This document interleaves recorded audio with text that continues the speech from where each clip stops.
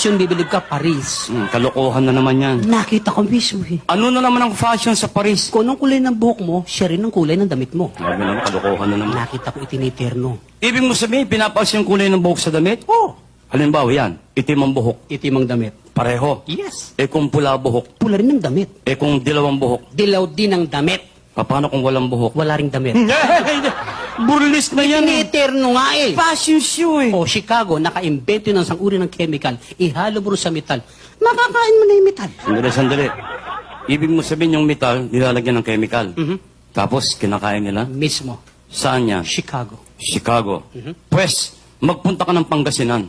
Metal mismo, walang chemical, kinakain sa Pangasinan. Pangasinan? Pangasinan! Metal mismo, walang chemical, kinakain sa Pangasinan.